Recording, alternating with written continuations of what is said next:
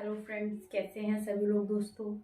दोस्तों आज का भी क्लास हमारा सेकेंड ईयर से रहेगा। सेकेंड ईयर में हम कोर्स 11 पर बात करेंगे। कोर्स 11 में हमारा जो आज का टॉपिक है 4.5 से है issues and challenges in rehabilitation of children with disability in the community. ठीक है, प्रश्न आपको इस तरीके से पूछेगा, समुदाय में विकलांग बच्चों के पुनर्वास के मुद्दे और चुनौतियां। ठीक है, आपको पूछेगा कि समुदाय में विकलांग बच्चों के पुनर्वास के लिए उनके कौन कौन से महत्वपूर्ण मुद्दे एवं सिफारिशें हैं। इस तरीके से पूछा जा सकता है प्रश्न। ठीक है, अच्छा, मुद्दे पर अगर हम बात करते हैं कि कौन कौन से ऐसे मुद्दे हैं जो मुख्य हैं, सबसे ज्यादा जरूरी है विकलांग बच्चों के रिहेबिलिटेशन के लिए। ठीक है, कम्युनिटी में उनका रिहेबिलिटेशन के लिए यानी कि सीबीआर के लिए। ठीक, तो सीबीआर के लिए देखिए दोस्तों, सबसे पहले आता है अपर्याप्त फंडिंग। ठीक है ना, सरकार जो फंडिंग दे रही है क्या वो यूज हो रहा है, क्या उतना है, क्या जो कार्यकर्ता जो है उन तक पहुंच रहा है, क्या बच्चों तक सेवा पहुंच रही है, क्या बच्चे उस सेवा का लाभ उठा रहे हैं। ठीक है ना, कहीं कहीं फंडिंग पे डिपेंड होता है। अगर अच्छी फंडिंग होगी तो सर्विसेज अच्छी होगी, सर्विसेज अच्छी होगी तो बच्चे के लिए अच्छा काम मिलेगा, अच्छी ट्रेनिंग होगी तो बच्चे का डेवलपमेंट होगा कहीं ना कहीं, है ना। तो सबसे ज़्यादा डिपेंड करता है कि फंडिंग अच्छी होनी चाहिए। ठीक है, तो सबसे बड़ा मुद्दा ये है कि अपर्याप्त फंडिंग। ठीक, सरकार सीबीआई कार्यक्रम को पूरे देश में विकसित करना चाहती है। सरकार जो है सीबीआर कम्युनिटी बेस्ड रिहेबिलिटेशन को पूरे देश में क्या करना चाहती है, विकसित करना चाहती है। लेकिन अभी क्या हो गया है, CBID।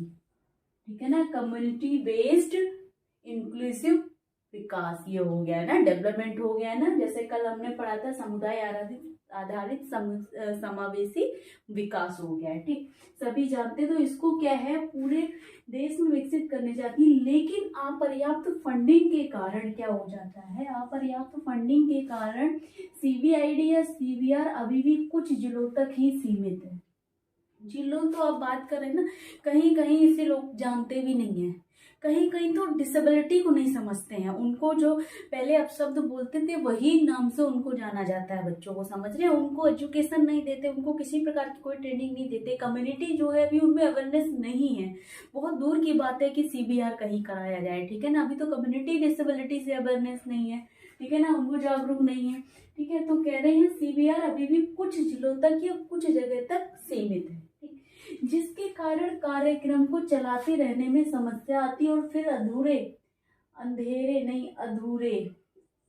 ठीक है, अधूरे बीच में ही छोड़ना पड़ता है। फिर क्या है, कार्यक्रम को अधूरा ही छोड़ना पड़ता है ना। तो कहीं ना कहीं फंडिंग की वजह से बहुत ज्यादा समस्या होती है कि कहीं ना कहीं, जैसे अगर पहले तो अवेयरनेस नहीं है, कहीं कम्युनिटी में अवेयरनेस है तो सेंटर्स जहाँ खुल गए हैं तो वहां पर क्या है ना कि जो प्रोग्राम चल रहा है 6 महीने का, मान लीजिए कोई प्रोग्राम है 6 मंथ का, ठीक है, या 3 मंथ का कोई प्रोग्राम चल रहा है, तो उसमें ट्रेनिंग दी जा रही है, इंस्ट्रक्टर जा रहे हैं।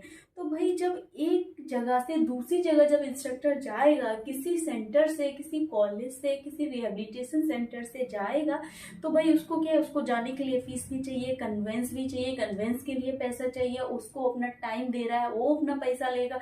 कोई डॉक्टर जाएगा, स्पेशलिस्ट जाएगा, कोई भी इंस्ट्रक्टर जाएगा तो उसके लिए उसका पैसा मांगते हैं। ठीक है ना, आजकल का ये है कि फ्री सेवा कोई प्रदान नहीं करता। ठीक है, तो जो सरकार जो पैसा दे रही है, कहीं ना कहीं किसी कारण वो पैसा उन तक नहीं पहुंच पाता है और उसकी वजह से क्या होता है, बच्चों को प्रोग्राम नहीं मिल पाता, एक अच्छी सर्विस नहीं मिल पाती है। तो सबसे ज्यादा परेशानी क्या है, अपर्याप्त फंडिंग की। ठीक है, फिर क्या होता है, जो 6 मंथ का प्रोग्राम चल रहा है वो नहीं हो पाता है, 1-2 महीने ही हो पा रहा है, 3 मंथ का तो स्टार्ट ही नहीं कर पाते हैं, तब तक क्या है, फंडिंग रुक जाती है, बस हो जाता है।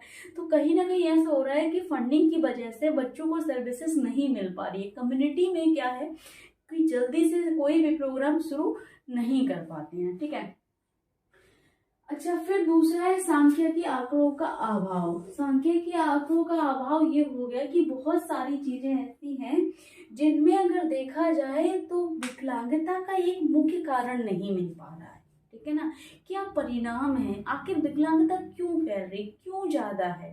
ठीक है ना, एक दर इसकी क्यों बढ़ती जा रही है। ठीक है, कह रहे हैं कि विश्वसनीय डेटा की कमी के कारण विकलांगता की व्यापकता का परिणाम ज्ञात नहीं हो पाता है। विश्वसनीय डेटा की कमी के कारण कहीं ना कहीं फैमिली के है ना, जब हम केस हिस्ट्री लेते हैं ना तो अपना मेडिकल हिस्ट्री छुपाते हैं लोग, फैमिली हिस्ट्री छुपाते हैं, जेनेटिक हिस्ट्री छुपाते हैं। तो क्या होता है ना, वहाँ पर एक जो इंस्ट्रक्टर जो है वहाँ जा रहा है, सब डेटा कलेक्ट कर रहा है, या जो जनगणना कर रहा है, या जो डिसेबिलिटी के बारे में काम कर रहा है, तो उनको एक अच्छे से डेटा नहीं मिल पाता। उसके कारण क्या, एक प्रेवलेंस उनको डिसेबिलिटी का प्रेवलेंस नहीं मिल पा रहा है। आशा है कि अगली जनसंख्या और आवास जनगणना योजना और संसाधन आवंटन में आसानी के लिए बेहतर विकलांगता आंकड़े लेकर आएंगी। ठीक है, 2 मुद्दे तो ये हो गए। अच्छा, सिफारिशें कौन कौन सी होती है, कौन कौन सी चुनौतियां हो सकती हैं। सबसे पहले बात आती है अधिकारिता की। ठीक है, इसमें क्या है, सरकार द्वारा दिव्यांगों के बीच गरीबी उन्मूलन और रोजगार तक पहुंच को बढ़ावा देने के लिए कुछ उपाय किए गए हैं, लेकिन यह एक ऐसा क्षेत्र है जिस पर अभी भी अधिक ध्यान देने की आवश्यकता है। वो कह रहे हैं कि सरकार द्वारा दिव्यांगों की जो पेंशन है, बेरोजगार भत्ता दिया जा रहा है, बहुत कुछ दिया जा रहा है, सरकार बहुत कुछ कर रही है, ऐसा नहीं है कुछ नहीं कर रही है इनके लिए, लेकिन फिर भी क्या है ना, और ज्यादा ध्यान देने की आवश्यकता है, उनकी गरीबी मिटाने के लिए, उनके रोजगार के लिए, उनकी शिक्षा के लिए। लेकिन ये क्षेत्र बहुत बड़ा भी होता जा रहा है, लेकिन अभी भी इस पर ध्यान देने की आवश्यकता है, क्योंकि अधिक दिव्यांगों को समुदाय में सूक्ष्म वित्तीय योजनाओं तक पहुंचने की आवश्यकता है।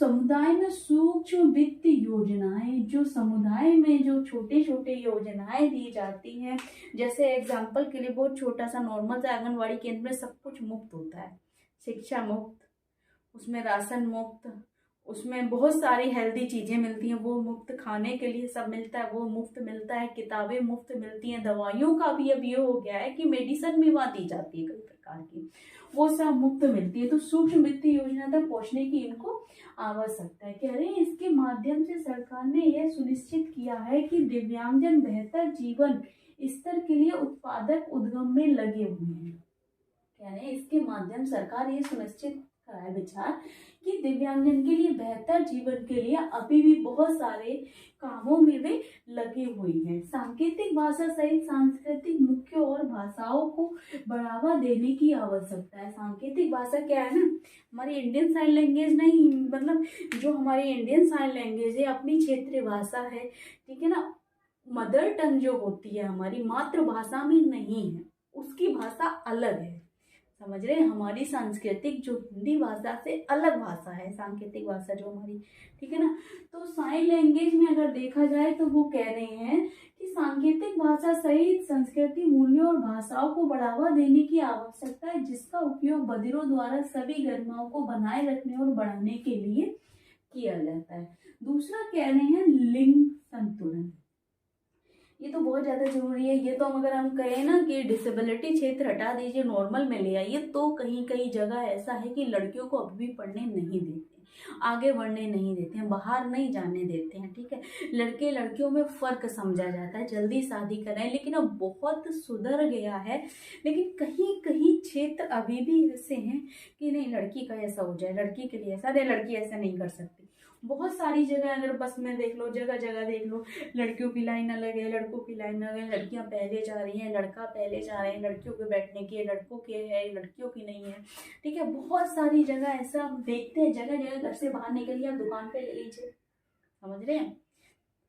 किसी आप हॉस्पिटल में जाना है, हॉस्पिटल की लाइन लीजिए, टिकट लाइन का ले लीजिए, कहीं ना कहीं लड़का लड़कियां, लड़का लड़कियां, ये बहुत ज़्यादा चल रहा है। तो कहीं ना कहीं क्या है, डिसेबिलिटी के एरिया में भी ये हो गया है कि लड़कियों को एक बार को क्या है ना, अगर लड़का है ना डिसेबल तो उस पर थोड़ा ध्यान दिया, लेकिन जो लड़की डिसेबल है, ठीक है, एक लड़की क्या आप समझ रहे हैं उसकी लाइफ क्या है, वो बहुत सारा उससे सामना करना पड़ता है। लड़के का मतलब हम अगर देखें ना तो इतना चैलेंजेस नहीं है, लेकिन लड़के की लाइफ में बहुत बड़ा चैलेंजेस, क्योंकि लड़की बड़ी हो रही है, बढ़ते बढ़ते उसका शारीरिक विकास हो रहा है। शारीरिक विकास में कहीं ना कहीं पेरेंट्स को बहुत ज़्यादा हीन भावना महसूस करते हैं उस चीज़ को देखकर कि अपने आप को संभालेगी नहीं, बॉडी को कैसे अवेयर करेगी, कैसे उसके बारे में जानेगी, कैसे अपने इंटरनल इश्यूज़ के बारे में जानेगी, कैसे मतलब अपने आप को समझेगी कि उसको अपना थोड़ा ढक कर रखना है, छुप कर रखना है, ये कुछ चीज़ें हैं जिनको उसको संभाल कर रखना है, ठीक है ना, कैसे रहना है, कैसे कपड़े पहनना है, कैसे जाना है, कैसे निकलना है,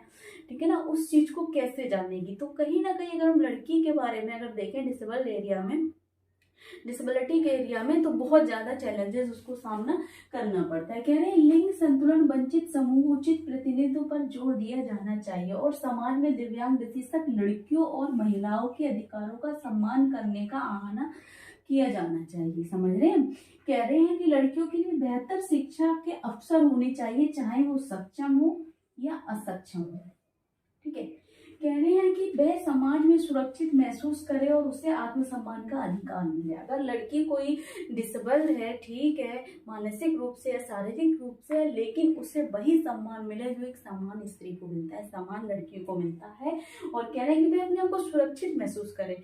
ऐसा नहीं है कि अगर वो मानसिक विकलांग है और अपनी बॉडी ठीक से नहीं कर पा रही है कैरी, तो अब क्या है ना, लोग उसको देखकर हंस रहे हैं, ऐसा नहीं होना चाहिए। वो अपने आप को सुरक्षित महसूस करे, चाहे वो कैसी भी है, किसी भी कंडीशन में है, समझ रहे हैं, और उसका आत्मसम्मान का उसको अधिकार मिले। ठीक। दूसरा कह रहे हैं स्वास्थ्यचर्या प्रणाली, क्योंकि विकलांगता के प्रमुख कारण संक्रमण को रोके जाने के योग्य हैं। डिसेबिलिटी अगर हम चाहें तो रोक सकते हैं, खत्म नहीं कर सकते लेकिन रोक सकते हैं। अगर हमें कॉज पता है ना, सबको कॉज पता होते हैं किन किन कारणों से होती है, अगर उन कारणों का हमें ध्यान रखा जाए, नेटल, प्रीनेटल, पोस्टनेटल, 3 कारण है ना, सबको पता है, इन सब पे अगर हम अच्छे से ध्यान रखें ना तो कहीं ना कहीं हम डिसेबिलिटी को रोक सकते हैं, ठीक है। अब रोका जा सकता है संक्रमण और रोके जाने के योग्य है, कह रहे हैं। इसलिए विकलांगता की दर को कम करने के लिए बेहतर स्वास्थ्य देखभाल प्रणाली एक पूर्व आवश्यकता है, ठीक है ना। नेक्स्ट कह रहे हैं भौतिक एवं पर्यावरणीय बाधाओं को दूर करना। सरकार को अधिक सतर्क रहने और युद्ध और मोटर दुर्घटनाओं जैसी विकलांगता बढ़ाने वाली गतिविधियों से बचने में सक्षम होना चाहिए। कह रहे हैं सरकार को अधिक सतर्क रहना चाहिए इन चीजों पर कि किन किन चीजों से विकलांगता को बाधा पहुंच सकती है, विकलांग व्यक्ति को दुर्घटनाओं से, बेसामाजिक युद्धों से, ठीक है। और वो कह रहे हैं ऐसी विकलांगता को बढ़ाने वाली गतिविधियों से बचना चाहिए जिनके कारण विकलांगता होती है। लापरवाही ड्राइवरों और घरेलू हिंसाओं में शामिल होने लोगों को दंडित करें, ठीक है। इनके लिए कानून बनना चाहिए जिसके कारण डिसेबिलिटी बनती है, ठीक है। जो कह रहे हैं ड्राइवरों से एक्सीडेंटों के माध्यम से बच्चे, क्या है, व्यक्ति पैर अपने खो बैठा, हाथ खो बैठा, कहीं ना कहीं विकलांग हो गए शारीरिक रूप से, उनके लिए एक ऐसा कानून होना चाहिए, उनको दंडित करना चाहिए, ठीक है ना। कह रहे कार्यस्थल उत्पादकता के अनुकूल होने चाहिए। कह रहे कार्यस्थल जो जगह जगह बने हुए हैं, कार्यस्थल आने जाने के, उठने बैठने के, चढ़ने उतरने के, उनके अनुकूल होना चाहिए ताकि किसी प्रकार की उनको समस्या ना हो, ठीक है। और बार बार होने वाले तनावपूर्ण प्रभावों से उन्हें बचना चाहिए, ठीक। नेक्स्ट कह रहे हैं संस्थागत पुनर्वास। समुदाय आधारित पुनर्वास दिव्यांगों को सभी कौशल प्रदान नहीं कर सकता। सही बात है कि कहीं ना कहीं क्या है ना कि घर पर जाकर, किसी समुदाय में जाकर अगर कोई प्रोग्राम कर रहा है, ठीक है, विकलांग व्यक्तियों के लिए सेवा प्रदान कर रहा है, सर्विसेज दे रहा है, शिक्षण प्रशिक्षण दे रहा है, लेकिन एक सेंटर पे जो उसको दे सकते हैं हम किसी प्रकार की ट्रेनिंग, वो हम समुदाय में नहीं दे सकते। कोई व्यक्ति जा रहा है इंस्ट्रक्टर कि कुछ छोटी चीज़ों को ले जा सकता है, टीचिंग लर्निंग मटेरियल ले जा रहा है, छोटी छोटी मशीनें ले जा रहा है। अब अगर हम देखें सेंटर में बहुत सारी फैसिलिटीज़ होती हैं, एक बहुत अच्छा वातावरण है, एक साइड से फिजियोथेरेपी हो रही है, ठीक है ना, उनके लिए इलेक्ट्रिसिटी का एक अलग व्यवस्था है, उनके लिए बहुत सारी मशीनों की व्यवस्था है फिजियोथेरेपी के लिए, ठीक है, स्पीच थेरेपी हो रही है, तो एक अच्छा रूम बना रखा है उन्होंने, ठीक है, उसमें बहुत सारी चीज़ें लगा रखी हैं, स्मार्ट क्लास बना रखी है। तो क्या है ना कि कहीं ना कहीं जो संस्था में जाकर अगर हम बात करें, हो सकता है उस कौशल को वो सीबीआर के माध्यम में, मतलब सीबीआर में नहीं कर सकते, किसी समुदाय में ले जाकर नहीं सिखा सकते। ऐसे लोग भी हैं जो गंभीर रूप से विकलांग हैं और जिन्हें अभी भी संस्थानों की सेवाओं की आवश्यकता है, ठीक है ना, जो पूर्ण रूप से मतलब बहुत ज्यादा विकलांग है, उनको क्या है, संस्थानों की आवश्यकता है। इसलिए सरकारों को संस्थाओं को फंड देना चाहिए ताकि सीबीआर प्रोग्राम साथ साथ काम कर सके। कह रहे हैं कि जो मतलब जो प्रोग्रामर्स हैं, जो प्रोग्राम करते हैं CVR में जाकर या CBID में जाकर, उनको क्या है फंड देना चाहिए, ताकि क्या है संस्थाओं में वे उनके साथ कार्य कर सके। ठीक है, नेक्स्ट कह रहे हैं कोऑर्डिनेशन। हमने देखिए दोस्तों, सभी चीजों का समन्वय होना बहुत जरूरी है, चाहे वो समुदाय में कार्य कर रहे हैं, चाहे वो संस्था में कार्य कर रहे हैं, किसी कॉलेज में, सेंटर में, स्पेशल स्कूल में, उनका क्या है उनके साथ एक कोऑर्डिनेशन होना बहुत जरूरी है। चाहे स्टाफ का स्टाफ से हो गया, ठीक है ना, या हम कह सकते हैं इंस्ट्रक्टर का हो गया किसी स्पेशलिस्ट से, है ना, या छात्र का हो गया पेरेंट्स से। ठीक है, फिर कह रहे हैं कि CVR सभी हितधारकों द्वारा कार्यान्वित किया जाता है, सभी के हितधारकों के द्वारा, यानी कि सभी के परमिशन के द्वारा बनाया जाता है या किया जाता है, उसको लागू किया जाता है। दोहराव से बचने के लिए सरकार को हितधारकों के साथ मिलकर गतिविधियों का समन्वय करने और निगरानी और मूल्यांकन करने में सक्षम होना चाहिए। वो कह रहे हैं कि सरकार के हितधारकों के साथ भी गतिविधियों को कह रहे हैं उनकी निगरानी में होना चाहिए। ठीक है ना, उनको पता हो कि हाँ CVR के माध्यम में, CVR में ये गतिविधि हो रही है, ये प्रोग्राम चल रहे हैं, उनका इवैल्यूएशन करना भी उनको जरूरी है, उनका मूल्यांकन करना भी जरूरी है। ठीक, तो ये था हमारा समुदाय में विकलांग बच्चों के लिए पुनर्वास में मुद्दे और चुनौतियां। तो ये टॉपिक आपका 10 नंबर में आएगा। ठीक है ना, 10 नंबर के लिए मोस्ट इंपोर्टेंट रहेगा, इसलिए बीच में से निकाल के मैंने आपको ये कराया है। ठीक है, अच्छा पेपर 8 की बहुत सारी शिकायतें आ रही हैं, मैं सोच रही हूँ पेपर 9, 11 कर लूँ जल्दी से। ठीक है, 10 में भी कुछ जो मोस्ट इंपोर्टेंट थी करा रखी है, लेकिन पेपर 8 को जल्दी स्टार्ट करते हैं। मैं सोचती हूँ इस वीक में नहीं करेंगे, लेकिन नेक्स्ट वीक हम पेपर 8 पर क्लास करना स्टार्ट कर देंगे। ठीक है, पेपर 11 की भी मोस्ट इंपोर्टेंट क्लास हो जाएंगी, और जो 7 में रहती है थोड़ी बहुत वो भी हो जाएंगी। ठीक है, 9 में रिलेवेंस ज्यादा हो चुका है, 9 में भी अगर हम बात करें, देखा मैंने अभी तो हो चुका है। ठीक है ना, अच्छा 12 का भी हमारा फिनिश हो गया, 11 में हमारा चल ही रहा है, 7 और 11 पे अभी हम कंसंट्रेट कर रहे हैं। बचा हमारा 8 पेपर 8 में फिर लास्ट में क्या करेंगे ना, पेपर 8 को ही करते रहेंगे। पेपर 8 में जितने भी मोस्ट इंपोर्टेंट टॉपिक होंगे बहुत अच्छे समझेंगे। थोड़ा टफ है ना पेपर 8, तो थोड़ा टाइम लगेगा। ठीक है ना, थ्योरेटिकल ज़्यादा है, प्रैक्टिकल कम है, वो आप समझ रहे हैं, तो उसको थोड़ा समझना पड़ेगा, करना पड़ेगा। फिर पेपर 8 स्टार्ट करेंगे जल्दी, पहले ये थ्योरेटिकल जो जितने भी पेपर हैं उनको जल्दी कर लेते हैं, फिर पेपर 8 भी स्टार्ट हो जाएगा। टेंशन लेने की ज़रूरत नहीं है। इसमें कुछ समझ नहीं आ रहा है, कुछ डाउट लग रहा है, कुछ पूछना है तो कमेंट बॉक्स में कमेंट करें। ज़्यादा से ज़्यादा वीडियो शेयर करें, लाइक करें, चैनल को सब्सक्राइब करें, बेल आइकन को प्रेस करें, ताकि नेक्स्ट आने वाली क्लास आप तक पहुँचती रहे दोस्तों। Thank you so much.